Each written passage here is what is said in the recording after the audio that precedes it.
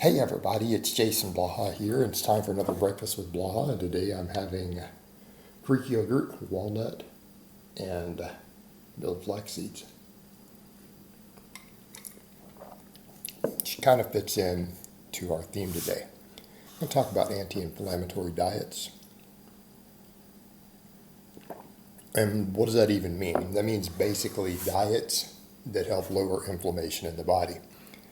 A lot of research on this.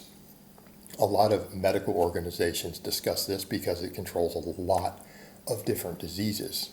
You know, arthritis high on the list, all the way up to cardiovascular disease, some type of cancers, things like that. And so when we're looking at what we mean by anti-inflammatory, we mean diets that don't have foods that promote a lot of inflammation, or you limit them, and you focus heavily on foods that reduce inflammation. And this is something that I've heard Tom Brady claim, who again, look at his career in the NFL, still in his 40s, still making millions and millions of dollars. Something I've geared more towards in my own training, and I have noticed a difference in it. Right, as far as things like my hips and joints and everything else, it matters. This is for me at 44. I'm going to be 45 this year. Gearing up to compete in powerlifting again in Masters 2. And trying to break records. So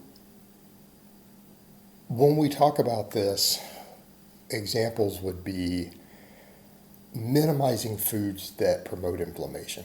And a lot of people don't like it when I say this because, again, it flies in the face of what a lot of us want to eat to gain muscle and stuff, and that's limiting saturated fat. Definitely limiting trans fats, limiting saturated fat.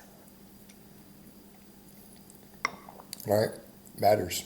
I'm not saying to zero. I'm not saying you can't have steak. What I'm saying is you've got to bring the intake down. And that's one of the things I noticed on the vertical diet when I ran it a year ago. Ran the vertical diet. I made good gains in muscle. My actual performance was good. I mean, I got my squat up to 605. I also noticed a lot more inflammation.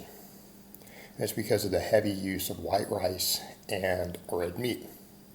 So again, we're talking about limiting. This means fat-free dairy. It means leaner cuts of meat. What else would we reduce? Refined carbohydrates, refined grains, and even more importantly, refined sugars. You know, again, I'll get a lot of people who claim to be evidence-based. They follow the flexible dieting. Like, oh, there's nothing wrong with this. It's just not what the research shows. The evidence shows replacing those foods with other foods improves health markers, period. And it's not just hitting your RDA on vitamins and minerals. It's way beyond that. It has to do with the promoting of inflammation in the body, the way all these things affect insulin sensitivity. So what is it then we should be putting most of our calories in? Because if we're going to be athletic and train, we need lean protein. I'm a big advocate of dairy. I love steak. I stick to leaner cuts. I don't eat it every day. So we know we can have those things. Well, what should the focus of our diet be? Foods, it's real simple. Nuts, fruit, vegetables. Okay, you can include seeds in there. Some people will say legumes, maybe up to a certain point. All right, and I think the latter does work. I choose not to really go that route. Maybe whole grains. But I think our focus should be on nuts, which would include seeds, fruit, vegetables. So what is it specifically? We need to look at the fat end of it. In order, which fats reduce inflammation the most? Omega-3, then omega-6, and polyunsaturated fat. Now, there's a lot of myths out there based upon old data. It's been debunked that omega-6 is going to cause inflammation. It's only true if it's converting to arachidonic acid, which a lot of people choose to supplement. The conversion is very, very low from ALA. So it's not really that big of from LA. ALA would be an omega-3. But omega-3 highest on the list. So that's why you guys see me. I do fish oil every morning. I get my 2 grams of combined EPA and DHA from it. You can add it up on your labels. I do milk flax seeds every day. Some days I do walnuts. If I want other fats, I'll do other nuts. Throw in almonds and stuff again.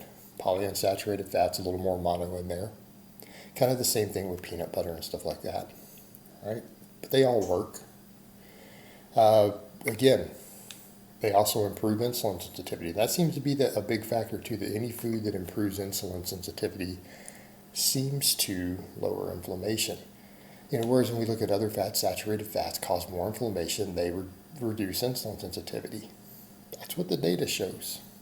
So again, not saying you have to avoid them, but they need to be below a threshold. And I would say that threshold is under 30 grams a day for men, maybe 20 for women. You could still get away with some lean steak. You could technically get away with it every day if you really wanted, but it's got to be lean if you're going to do that. Again, examples would be like sirloin, maybe flank steak.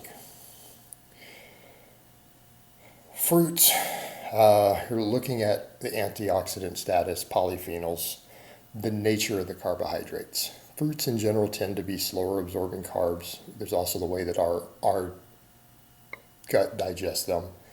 But what we're looking at there is, again, a source of calories, source of carbohydrate. Because nuts and things are going to have some carbohydrates, they're going to be mostly fat. So it's going to depend on what you're trying to do with your training, whether you want more carbs or more fat for your calories. But fruits are a carbohydrate source. It's mostly what they are, but they're a carbohydrate source that lowers inflammation. It lowers inflammation. Again, it enhances insulin sensitivity also. But again, it's largely due to all the polyphenols, the antioxidants, and those are a big key to all of it. In addition to the fatty acids we talked about, antioxidants and polyphenols seem to be enormous for controlling things like cancer, for controlling inflammation in the body, and there's no real upper threshold. That's why when people talk about flexible dieting and hitting their minimums, it's like, yeah, but there's no known upper threshold for these things for health markers. You're still better off eating them instead of the more refined stuff. All right? And then vegetables. Vegetables being a powerhouse here. They're filling.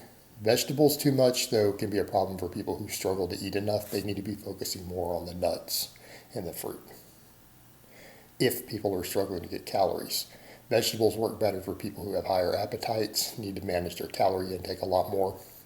But again, antioxidants, polyphenols, enormously high in vegetables. So that means if our diet itself, because again, we've got to have the lean proteins, we need that for the muscle building, recovery, repair, a lot of things in the body, connective tissue. But these other foods should comprise most of our calories. And they really should, because this is how we get inflammation under control. And it matters big time as you get older, and it matters for things like tendon health when you're lifting, for joint health.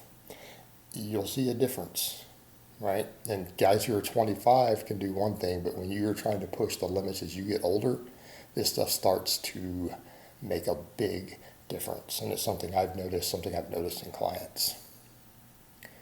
All right, guys, but that's really all I have to say on that today. I hope it's been informative, and I will talk to you guys next time.